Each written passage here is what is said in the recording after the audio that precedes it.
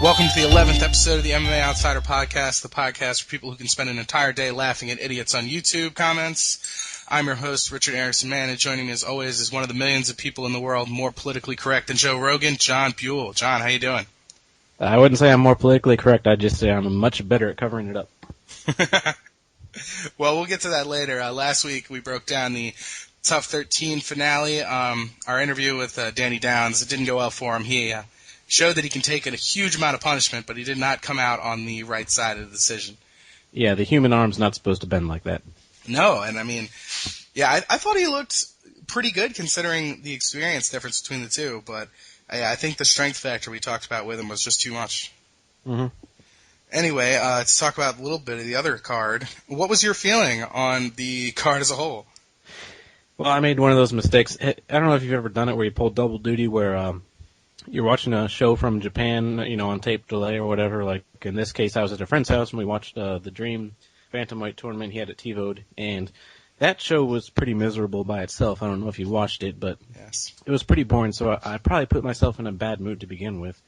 Then the Tough 13 finale comes along, and not only were the main card fights in general disappointing, though I'd like to say thank you for Ed Herman somewhat saving the show, and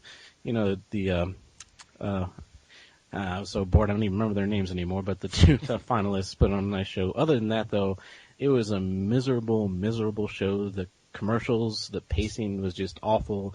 If I see that Whopper with the Coca-Cola floating towards it one more time, I'm going to punch someone in the face. Yeah, I actually texted you this during the show. It really took me back to the very first Ultimate Fight Night where they had those like chicken fries commercials, and they showed one like every 5 seconds. Oh yeah, I remember what you're talking about. I mean, it was really the worst commercial pacing I'd seen since that.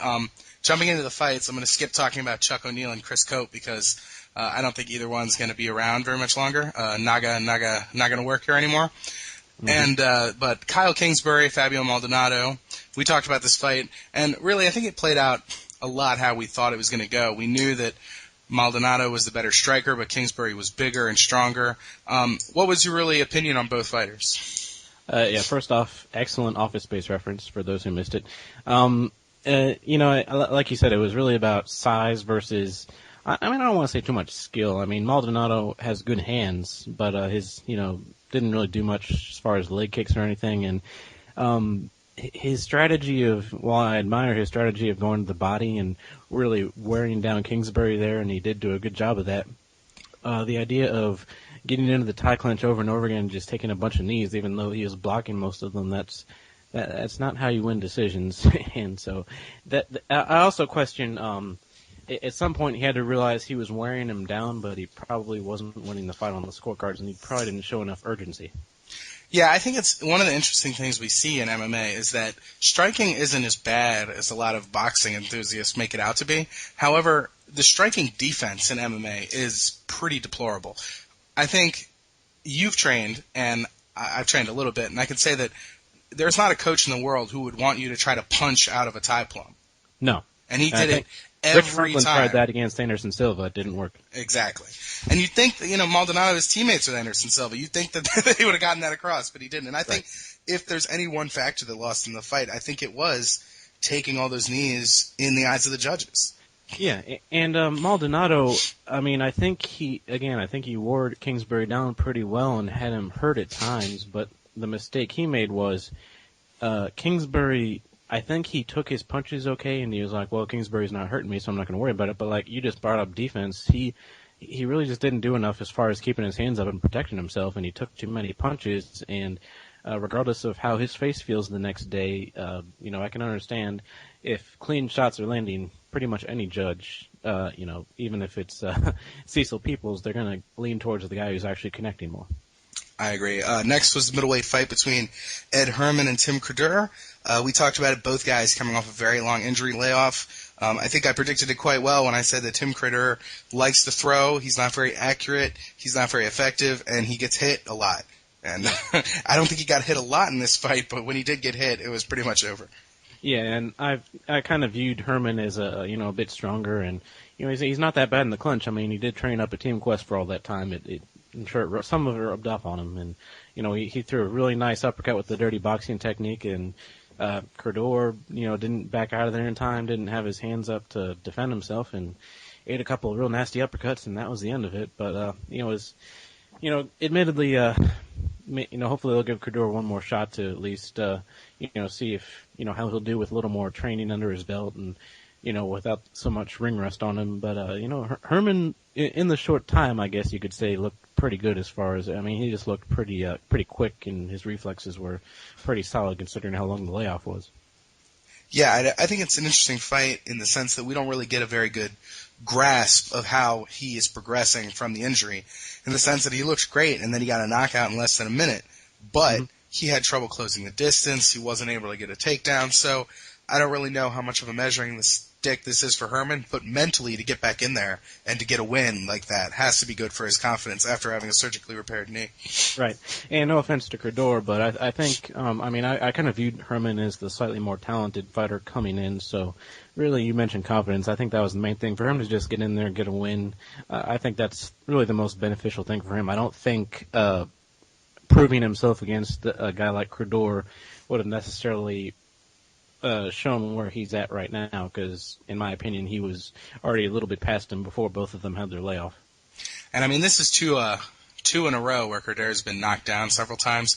I don't know if he's good enough to be on the Jonathan Goulet Chin All-Stars, but he seems to be making his case. We're going to skip the Clay Guida and Anthony Pettis fight because we're going to finish with that because it should have been the main event, and talk about the tough final. Ramsey Nijman, or I don't know how to say it. How do you say it? Nijm falls victim to a knockout from Tony Ferguson, 3:54 in the first round.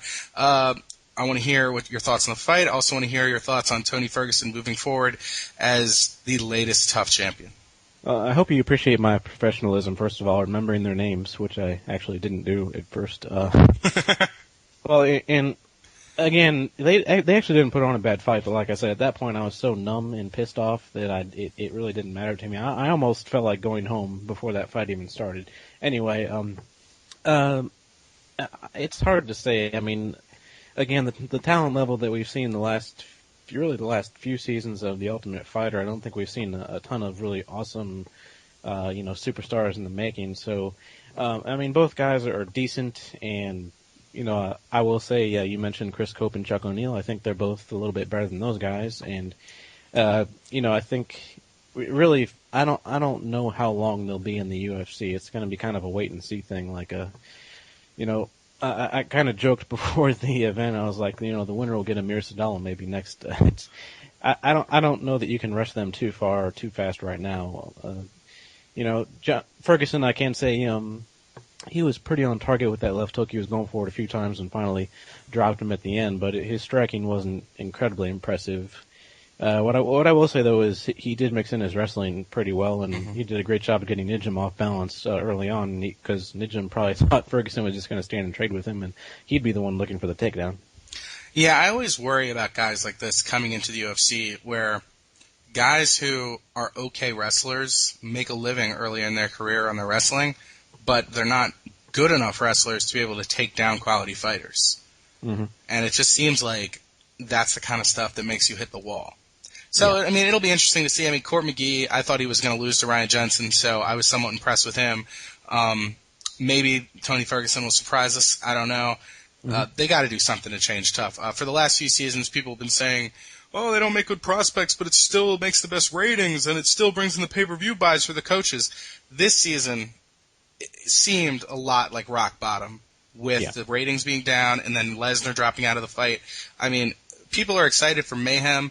I don't think Mayhem's as big a star as people think he is, but, is there anything besides just exciting coaches that can turn this around, or is it dead? Actually, let me go back. Do you know people who were excited for Mayhem? I think people act like other people are excited. Okay. This is the thing that happens in MMA. He's a character, and I've seen Bully beat down. The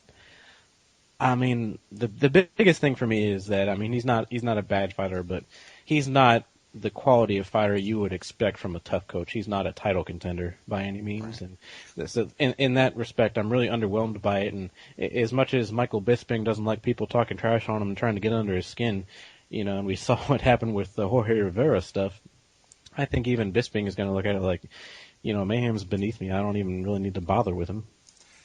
This is something that happens in MMA, talking about the excitement around Mayhem, that's really odd to me. I think like to talk about it as the John Kerry effect. The Democrats elected John Kerry because they thought he was electable. They thought he was someone that could bridge the gap and get those middle voters. People in MMA have a terrible judge of like star quality. When Rampage Jackson beat Chuck Liddell for the light heavyweight title, he was going to be this great star. He was going to be on Nike ads. He was going to be on ESPN. And it's like, really? Have you heard him talk? He's brash, rude, and all he does is say, "Yo, bro, stank," over and over and over. It's like, what about that is a star? And I think Mayhem's a lot like that. And the fact that he just acts like a retard, and some vocal people online, I think it's a vocal minority. And I think in a lot of ways I'm excited for him coaching Tough to see if he really has that star capability that people talk about. Yeah, and you hit the nail on the head. I mean, who's the guy that we see in the ESPN Sports Center commercial? It's not Rampage it's George St. Pierre, a guy who the hardcore fans are like, well, he's been kind of boring lately. He doesn't finish his fights, but he's as professional as it gets. He's well-spoken, he's intelligent, and he's the kind of guy that people want to market. Exactly. And moving on to what should have been the main event, Clay Guida got it done against Anthony Pettis, staked his claim to the top 10. I thought it was interesting in the sense that I thought Clay Guida was going to get takedowns, and Pettis was going to be able to win the fight from his back, and the judges were going to give it to Guida. I thought Guida did a good enough job to stifle Pettis' offense off his back that he made the takedowns a factor. In the sense, if he had gotten takedowns and just like lost it on from the top, that'd be one thing. But I feel like he neutralized Pettis to the point where the only really thing he could score was the fact that he got takedowns. So it was almost like a new breed of like Clay Guida from the top.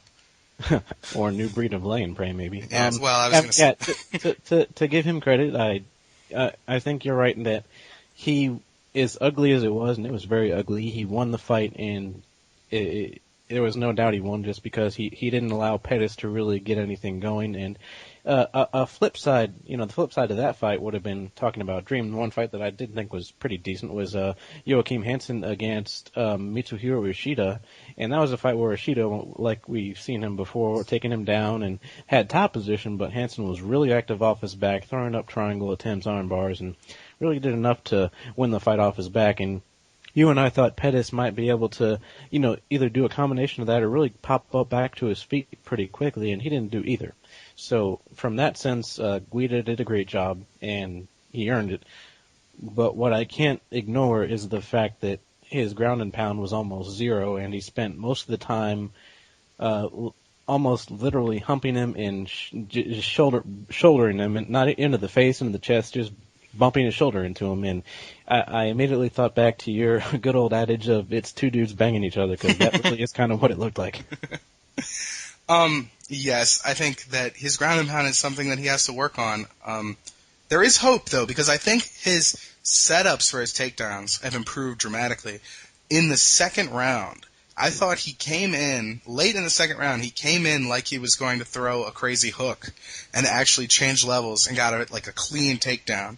And I was very impressed because not every day you see Clay Guida finish a clean takedown. He's pushing people into the fence, he's working for it, he's ripping and pulling, and finally getting it down. And he was actually able to use his spastic footwork and, low-level striking to set up a takedown, which is certainly a step in the right direction. I don't think he deserves a title fight. I think Jim Miller is ahead of him. If they can bring over Gilbert Melendez, do that. I wouldn't mind Gilbert Melendez, Clay Guida, too. That'd be interesting. But, I don't think people are saying he deserves a title fight. I don't think so. Yeah, I'm with you. I think if Miller beats Ben Henderson, that's the next fight, I believe, for him. Like a number one contender fight between Miller and Guida, I think would be fair. I'd be okay with that. Or, like you said, Melendez certainly is probably ahead of both of them. But, yeah, it's I don't know. Like I said, I mean, Guida did kind of make us eat our words a bit. His takedowns were really well set up, and Pettis just really didn't have anything as far as takedown defense for him. So, in that respect, Guida did look a lot better, and at least it's going to be a little bit more of a threat than I might have thought before coming into that fight. That puts a bow on the Ultimate Fighter 13 finale. We're going to change gears and come back with Myron Dennis, a top prospect coming out of Oklahoma. He is fighting former teammate Ryan Lopez at the XFL Rumble on the River 3. Check us out after the break.